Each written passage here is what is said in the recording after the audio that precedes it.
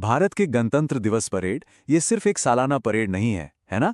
ये एक जीती जागती रंगीन तस्वीर है जो पूरी दुनिया को दिखाती है कि भारत क्या है। लेकिन हर तस्वीर के पीछे एक कहानी होती है, एक गहरा मतलब, एक शब्द होता है। तो आज हम यही करने वाले हैं। कर्तव्य पथ की उन शानदार तस्वीरों को लेंगे और उनके पीछे छिपे राजनीतिक और रणनीतिक संदेशों को समझने की कोशिश करेंगे। तो 77वें गणतंत्र दिवस पर कर्तव्य पथ का माहौल कुछ ऐसा ही था। आप बस कल्पना कीजिए, हर तरफ एक अलग ही उत्साह था। राष्ट्रीय गौरव की एक लहर थी। भारत अपनी सैन्य शक्ति और अपनी शानदार सांस्कृतिक विविधता का प्रदर्शन कर रहा था।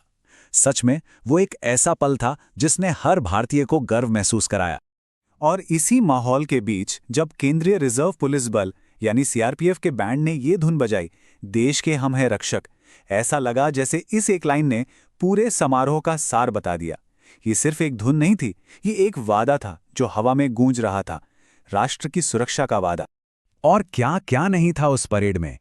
एक से बढ़कर एक यादगार पल। मोटरसाइकिलों पर वो हैरत अंगेज करतब, आसमान में रुद्र हेलीकॉप्टरों की गड़गड़ाहट, और हाँ, दुनिया का इकलौता कैमल माउंटेड बैंड कितना अनोखा है।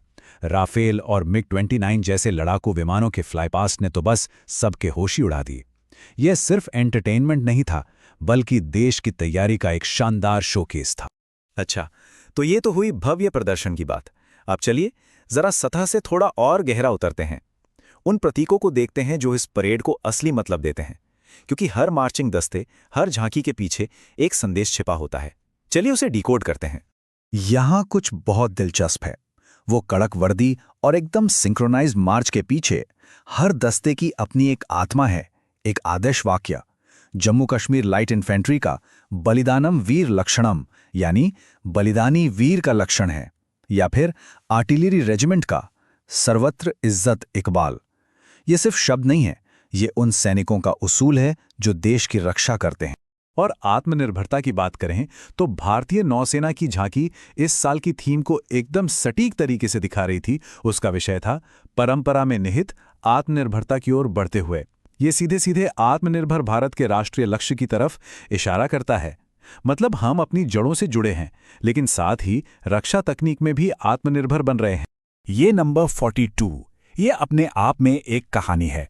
सोचिए, सीआरपीएफ की 42 महिला जवान सिर्फ 4 मोटरसाइकिलों पर संतुलन बनाकर एक कमाल का देश रक्षक पिरामिड बना रही हैं। वो दृश्य वाकई अविश्वसनीय था। लेकिन वो सिर्फ एक स्टंट से कहीं ज्यादा था।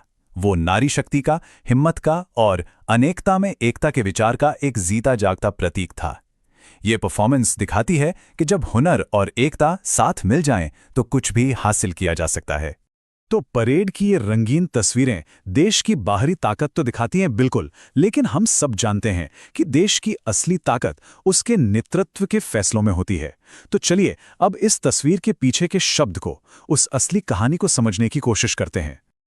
अब हम अपने विश्लेषण का फोकस थोड़ा बदल रहे हैं। अब हम राजनीति की तरफ चलेंगे और एक बाहरी नजरिए से चीजों को देखेंगे। हम द इकोनॉमिस्ट के एक लेख का सहारा लेंगे ये समझने के लिए कि इस मजबूत प्रदर्शन के पीछे किस तरह की राजनीतिक सोच काम कर रही है। इस विश्लेषण को समझने के लिए हमें 2024 के चुनावों के ठीक बाद की स्थिति को देखना होगा। जब बीजेपी को स्पष्ट बहुमत नहीं मिला तो ये सिर्फ सीटों का नुकसान नहीं था, ये एक सेट नैरेटिव पर भी चोट थी। और ऐसे में किसी भी बड़े नेता के सामने एक सवाल खड़ा होता है, अब आगे क्या? देखिए, आमतौर पर ऐसी सिचुएशन में कोई भी नेता सुरक्षित रास्ता चुन सकता है, जैसे कि बदले की राजनीति या ध्रुवीकरण को बढ़ाना। लेकिन द इकोनॉमिस्ट के विश्लेषण के मुताबिक यहां एक अलग और ज्यादा जोखिम भरा रास्ता चुना गया। कठिन आर्थिक सुधारों, इंफ्रास्ट्रक्चर में निवेश और आर्थिक अनुशासन पर ध्यान देने का रास्ता। तो क्या ये नेतृत्व के स्टाइल में एक बदलाव का संकेत है? क्या हम व्यक्तिगत करिश्मे से हटकर एक ज्यादा परिपक्व और शासन पर केंद्रित अप्रोच की तरफ बढ़ रहे हैं? चलिए इस सवाल को और समझते हैं। सबसे पहले तो गठबंधन सरकार की हकीकत को समझना होगा। यहां हर फैसला लेना मुश्किल होता है, हर बिल पर मोलभाव होता है और हर सुधार का जोरदार विरोध होता है। ऐसे माहौल में बड़े और मुश्किल फैसले लेना किसी भी नेता के लिए एक बहुत बड़ी परीक्षा होती है। और इस पे स्रोत का निष्कर्ष बिल्कुल साफ है। उनका कहना है कि भले ही वो पहले जैसा व्यक्तिगत करिश्मा ना हो, लेकिन शासन का ये दौर ज्यादा मैच्योर है। मतलब फैसले देश को ध्यान में रखकर लिए जा रहे हैं, ना कि व्यक्तिगत अहंकार को।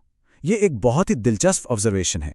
और यहीं से हम नेतृत्व के सबसे बड़े सवाल पर पहुंचते हैं। जब किसी नेता की अपनी ताकत या कह लें कि पॉलिटिकल मोजो कम होता है, तो वो किसे चुनता है, देश को या अपने अहंकार को?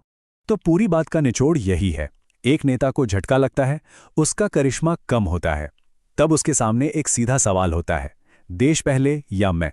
और असली नेतृत्व वही है जो अपनी व्यक्तिगत शक्ति से ऊपर उठकर देश के भविष्य को चुनता है।